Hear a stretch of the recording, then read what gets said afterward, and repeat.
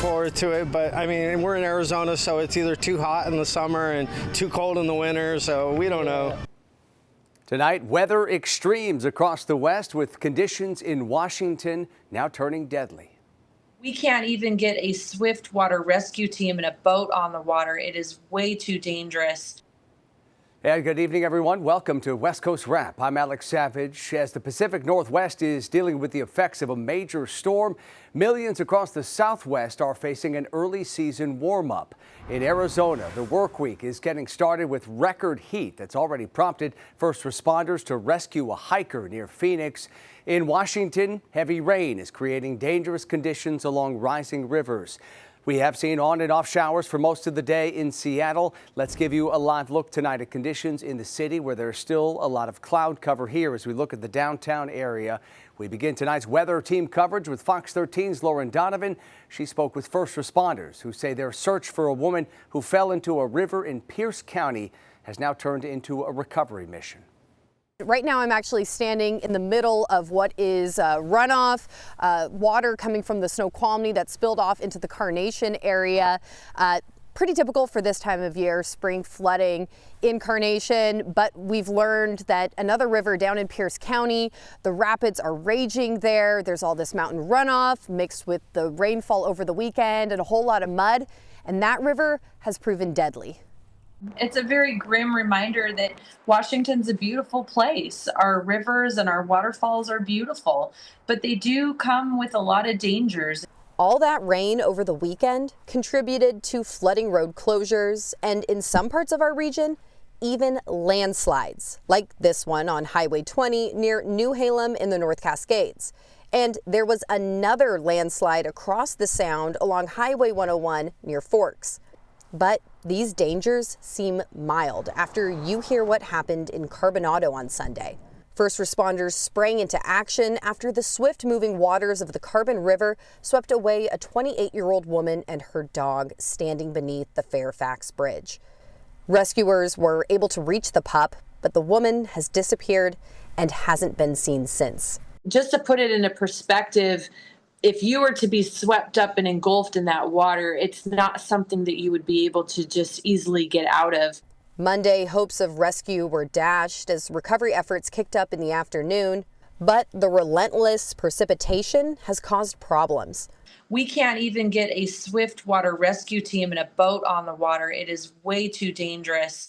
Deputy Carly Capetto with the Pierce County Sheriff's Office points out, And right now, this time of the year, we have a lot of ice melt from the mountains. it's not only fast, but cold. The rivers are registering at about 52 degrees. Even if we could locate this victim, we have to deal with hypothermia too in these types of conditions. Deputy Capetto wants anyone living near or visiting our waterways to use this tragedy as a cautionary tale. The rocks and the mud down there at the bottom of the riverbank is super slippery. From the surging Snohomish to the spilling over Snoqualmie. It's not clear water. This is muddy waterfall from the mountain. Reporting in Carnation, Lauren Donovan, Fox 13 News. We're following a developing story tonight in Alaska, where authorities are investigating a plane crash that happened in an area that's known for dangerous shifting winds. State troopers say the man and two children on board that small plane survived the crash that happened about 80 miles south of Anchorage. The plane was reported overdue last night, and then this morning, someone in another aircraft spotted the wreckage. Alaska's Army National Guard moved in to rescue everyone on board.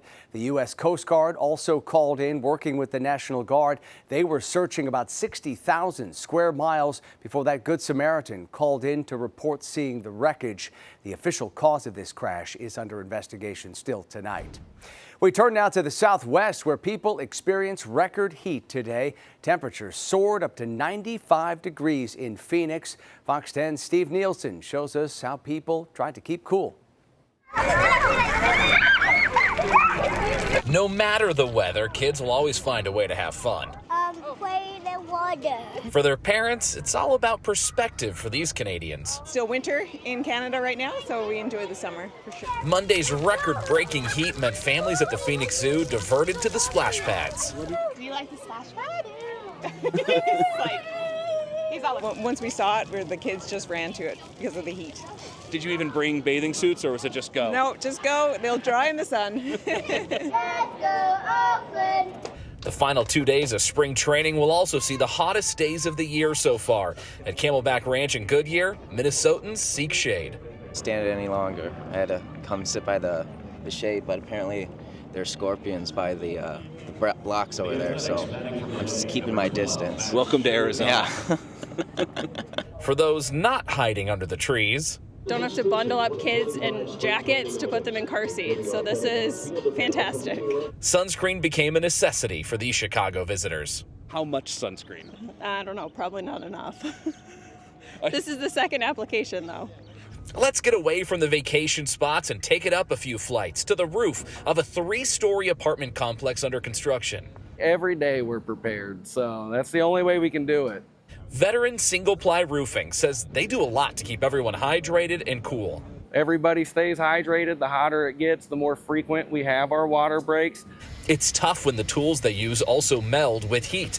They look at the weather and adjust to make sure the day starts before the sun peaks. If you're here 2, 3, 4 o'clock, that's about the worst time of day to be on the roof. But whether it's work or play, in Phoenix, hot weather is simply what we do. Way to go!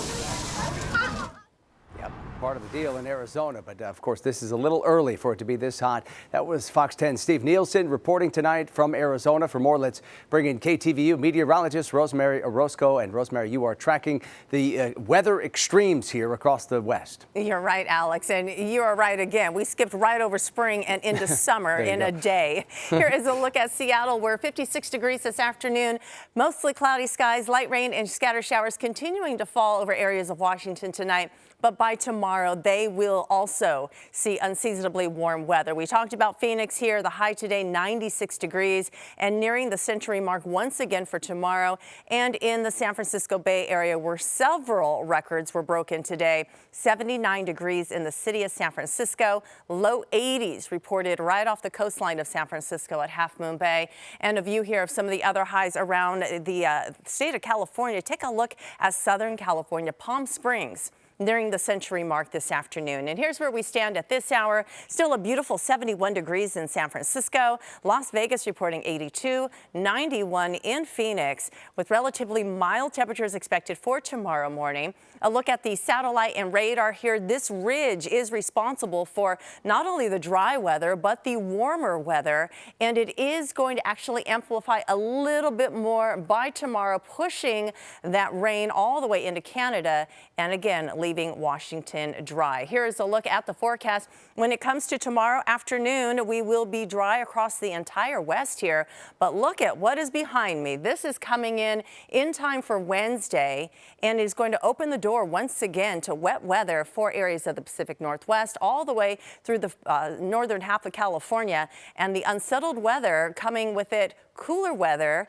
Snow in the Sierra expected once again for California, and in the Rockies we are likely to see it as well in the days ahead, as it looks like the wet weather is going to continue for parts of the West all the way into the weekend.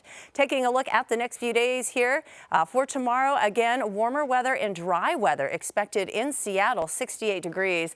Thunderstorms arriving on Wednesday, and temperatures cooling off in the Seattle area once again by Thursday with that storm I showed you a moment ago. Meanwhile, California enjoying 70s for tomorrow, and then also cooling off with the unsettled weather moving in. Areas over Phoenix nearing 100 degrees tomorrow, a little better Wednesday into Thursday. Back to you. All right, the heat backing off just a bit. Rosemary, beg your pardon, thank you so much. Coming up tonight here on West Coast Wrap, newly released body camera footage from the early moments after authorities discovered the bodies of actor Gene Hackman and his wife, what investigators discussed as they tried to understand what happened. Also, a surfer says a sea lion bit him off California's coast. Tonight, wildlife experts weigh in on what may have prompted the rare attack.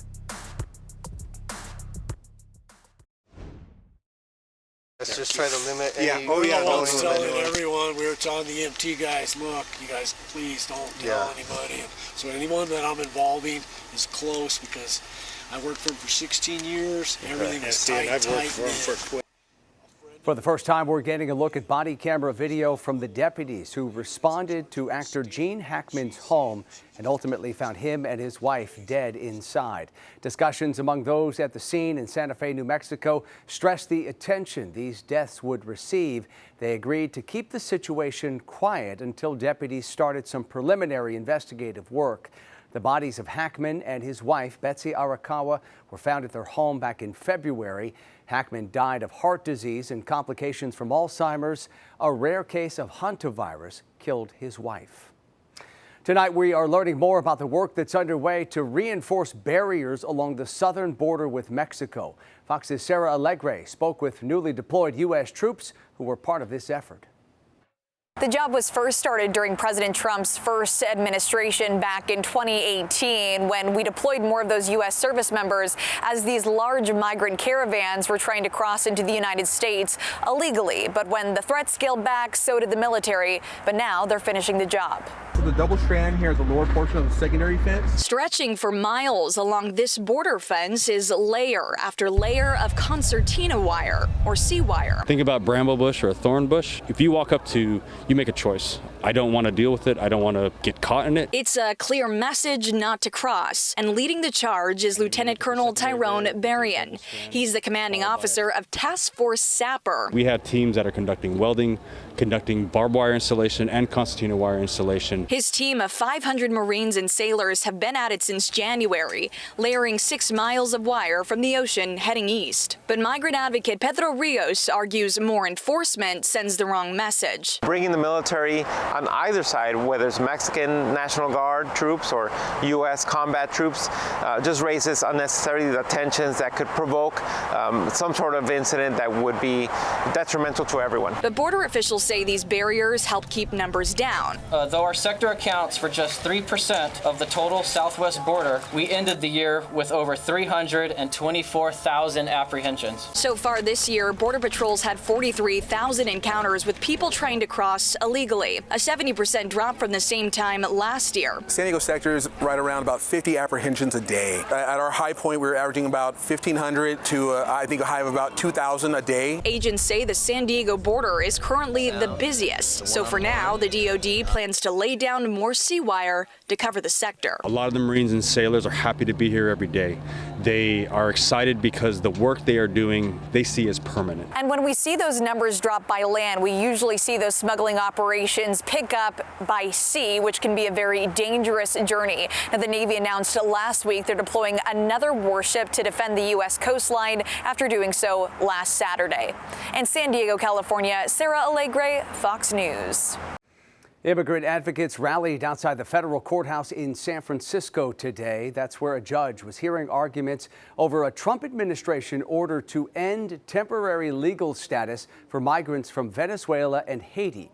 The Temporary Protected Status, also known as TPS, this program allows migrants to live and work in the U.S. if it's unsafe for them to return to their home countries. The Trump administration wants to end those protections, which could lead to the deportation of roughly 350,000 people. The administration claims some of those migrants are gang members. The administration has criticized and attacked and lied about these communities, and then it has threatened them. Threatened the TPS holder community, then it's threatened the judges, and even threatened the lawyers. Immigration lawyers are asking the federal judge to delay the decision by Homeland Security while the legal challenges continue. People across the country are mourning the loss of former Utah Congresswoman Mia Love. She died yesterday after a long battle with brain cancer. In 2014, Love became the first black Republican woman to be elected to Congress. She said her win defied naysayers who suggested a black Republican Mormon woman could not win a congressional seat in Utah. Love represented a large portion of Salt Lake County for 2 years. She was 49 years old. In San Jose, California, former UFC heavyweight champion Cain Velasquez was sentenced earlier today to 5 years in prison for attempted murder. Velasquez pleaded no contest to shooting at the vehicle of a man accused of molesting his son 3 years ago. Prosecutors asked the court for a 30-year to life sentence, but the judge considered Velasquez's clean legal record, his service to the community, and the fact that the judge believed a child predator had been let free. Velasquez could be released in roughly 1 year if he maintains his good behavior status. As for the man accused of abusing his son, his trial is scheduled to begin on June 2nd. Marine biologists are worried a toxic algae bloom off California's coast is turning sea lions violent. Fox 11's Haley Winslow spoke with one person who's trying to help those animals. This sick sea lion delivers her fetus at the Marine Mammal Care Center in San Pedro. Unfortunately, the pup won't make it, but it's mama's only chance, says veterinarian Dr. Alyssa Deming. The only way to flush the toxin out of the mom and make sure we're able to save her is to induce a premature labor and clear that fetus and the amniotic fluid out. And unfortunately, these fetuses are too early on in gestation to be able to survive outside the mother, so our only option for them is humane euthanasia. Like all the other pregnant sea lions in here, she's extremely sick from the worst toxic algae bloom to hit the Southern California coast, currently in its 5th week. It's called Pseudonychia, and it produces domoic acid, which is a toxin that gets ingested into the food system through little fish that eat algae. Bigger fish eat them, and then sea lions and dolphins in particular are affected by this that eat the fish. The domoic acid, or DA, causes seizures in sea life. The longer the bloom, the more they ingest, the worse the outcome. It's so neurologically compromising, it can cause violent behavior. An Oxnard surfer out of the ER but in physical therapy tells me on Saturday a sea lion charged at him 7 times, biting his bottom. Marine Mammal Care Center CEO John Warner calls the encounter uncharacteristic, even under these conditions. These are still the lovely, lovable, cuddle puddle oriented sea lions that we have come to know and love. But unfortunately, they're sick. What are the chances of an animal coming in with DA actually surviving? About 60%, 60 to 65% do go back out into the ocean and live healthy lives. It's all about getting them into care in a timely manner so we can flush the toxins out. Our hope is that we get them in time to be able to do that and that it hasn't already had permanent brain damage occur. But time is critical. Resources are limited and rescuers are inundated. I went and checked on an animal because we were having so many rescue calls, and it was on my way home in Long Beach. Got to the animal, it's getting dark, and she's in the waterline seizing, still active, so you can't just go up and pick her up and move her. And it was getting to the point we couldn't rescue her that night. And that image still stays with me, knowing, did she make it? Did she drown? That's happening all the time. It's important on so many levels that we take moments like this that make us want to run and hide under the covers of our bed and instead get us out and talking about it and letting people know that this is important to us. And that was Fox 11's Haley Winslow reporting tonight. Sea lions suffering from the toxin have been spotted along California's coast from San Diego all the way up to Santa Barbara.